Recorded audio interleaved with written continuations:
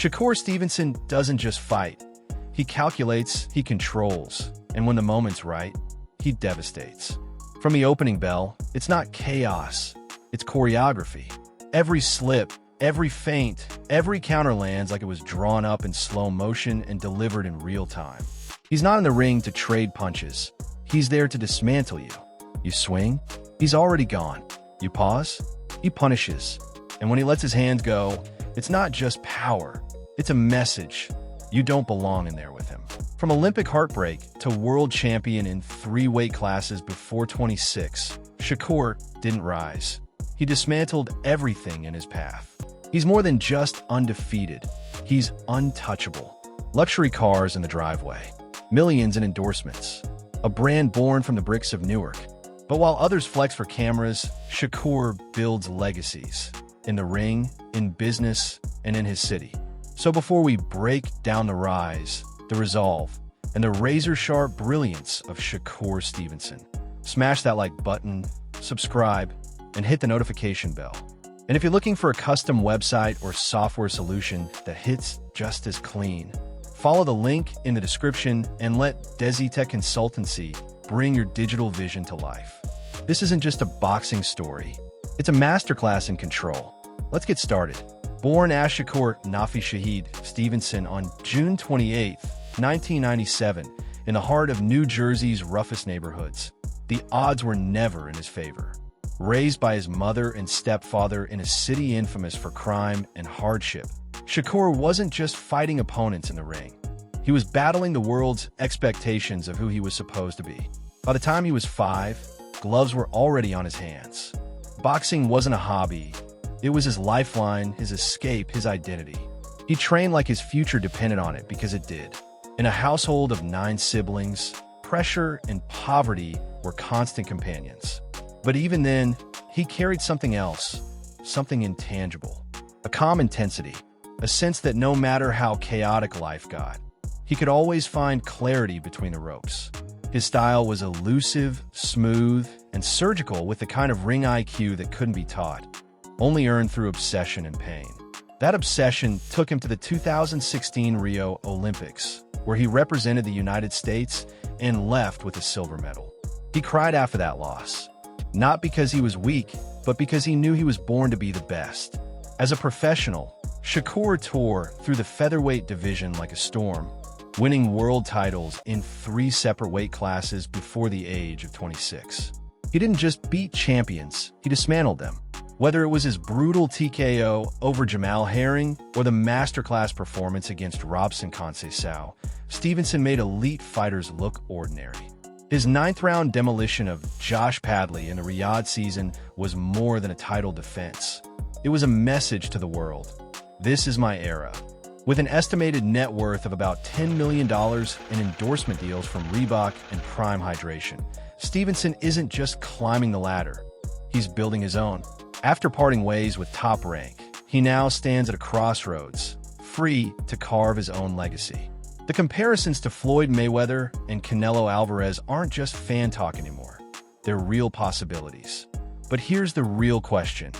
As he prepares to step into full control of his career, will the boy from Newark become boxing's next kingmaker? His boxing journey began before most kids his age even mastered the alphabet. Inspired by Olympic gold medalist Andre Ward, he didn't just pick up boxing gloves. He inherited a purpose. From Newark's gritty streets to the world stage, Shakur moved like a man possessed. By 2014, he had claimed gold at both the IB Youth World Championships and the Youth Olympics.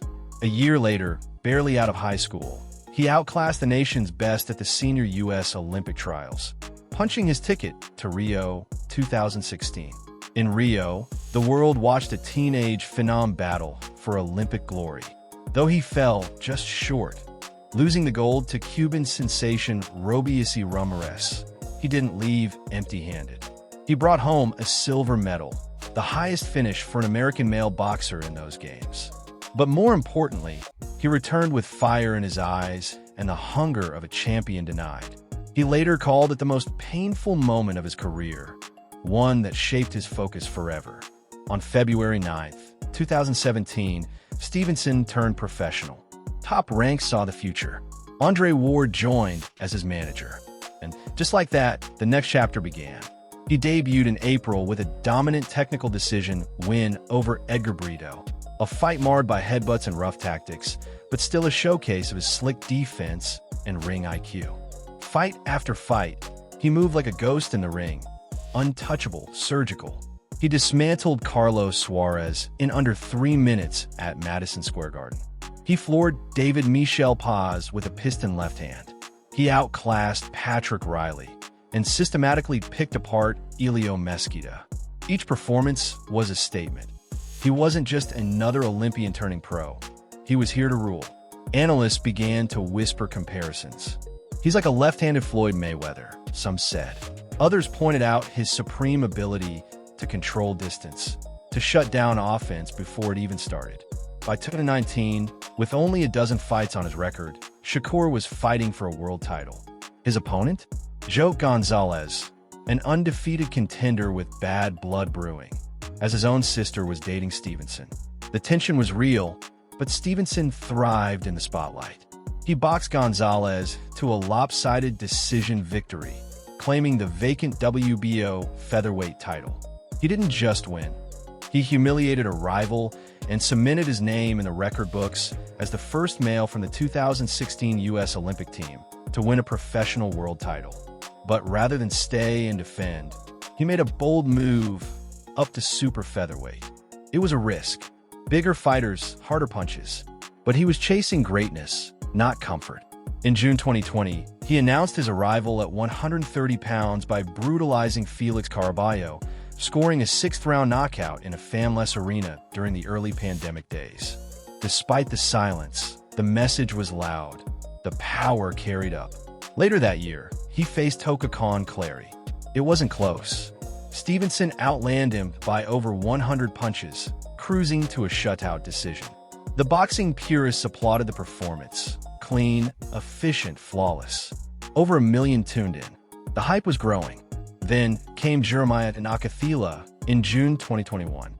Ranked number 2 by the WBO, Nakathila had knockout power and a reputation for violence. Shakur nullified him completely, but at a cost. Critics slammed the fight as boring. Fans wanted a knockout, but got a masterclass in risk management. In October 2021, Jamel Herring stood in his way. An experienced champion, a former Marine, and a man who had just retired Carl Frampton. But Shakur came in sharp, laser-focused, and mean. From the opening bell, it was a symphony of speed, precision, and power. He battered Herring with sharp counters and combinations, forcing a 10th-round stoppage.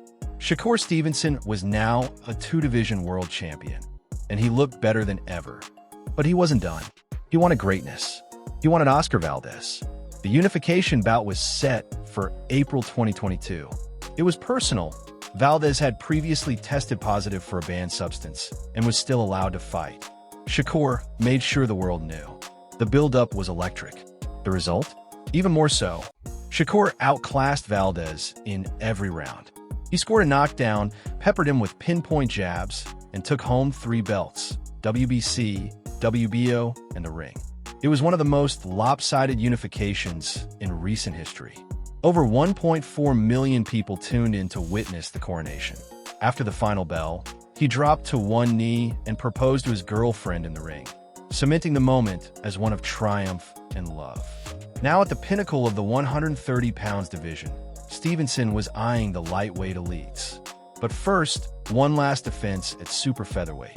In September 2022, he faced Robson Conceicao. Everything was set for a grand title defense, except the scales. Stevenson missed weight by 1.6 pounds. His titles were stripped. Though he dominated the fight, outlanding and outsmarting Robson in every round, the damage was done. His time at junior lightweight ended not in glory, but controversy. So he moved up, again, to lightweight, a division of sharks. The WBC ordered a title eliminator with Isaac Cruz. Cruz refused. William Zepeda was next, but negotiations stalled. Even at the top, few wanted a piece of Shakur Stevenson. Why? Because he's a puzzle nobody wants to solve. His style frustrates, neutralizes, and outsmarts even the most aggressive opponents. As Floyd Mayweather once said about great defense, "You can't beat what you can't touch." November 2023, Stevenson finally got a shot at the vacant WBC lightweight title against Edwin de Los Santos. It was a fight many expected to be fireworks, but it turned into a showcase of Shakur's defense. He held the Los Santos to an astonishing 40 landed punches over 12 rounds, a CompuBox record low in a championship fight. Fans debated the entertainment value, but there was no debating the skill. Now, Stevenson is an undefeated three-division world champion, the only American male from the 2016 Olympic team to reach such heights. Already, he's climbed high in pound-for-pound rankings, with some placing him in the top 5. But legacy isn't built on belts alone. Shakur wants names: Gervonta Davis, Vasyl Lomachenko, Devin Haney, the men who bring risk, fame, and immortality. His journey isn't just about winning. It's about domination. It's about proving that slick, strategic, cerebral boxing still has a place in the age of chaos. But behind the belts, the discipline, and the swagger. Who is Shakur Stevenson when the gloves come off? Behind the slick footwork and championship belts is a man learning to balance the brutal world of boxing with the tender, transformative experience of fatherhood. In December 2021, everything changed. In a quiet moment far removed from pay-per-view numbers and title fights, he cradled his newborn daughter, Leilani Asha Stevenson, for the first time. That moment didn't come with bright lights or roaring fans, but it may have been his most powerful yet. The fighter who had once battled Cuban legends and dominated world champions now found himself in a different kind of ring, one that demanded patience, presence, and a whole new level of heart. At the center of this new chapter stands Michelle Ragston, better known to the world as Young Lyric. A recording artist and model with her own loyal following, Lyric isn't just his partner, she's his match. Their relationship, forged in the limelight but strengthened in private, reflects the same intensity and ambition that defines both their careers. Lyric's music pulses with the same defiance and swagger that Shakur brings into the ring, and together, they've built more than a brand.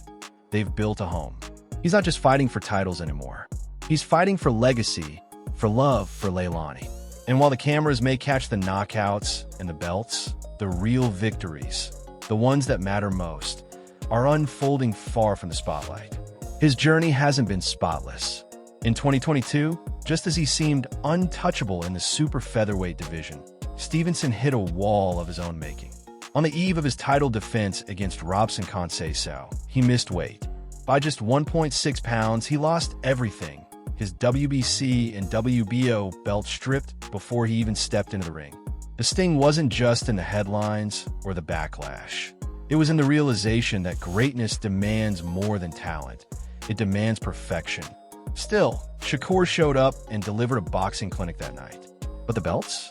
They were already gone. And then came the noise, online spats, and public criticisms.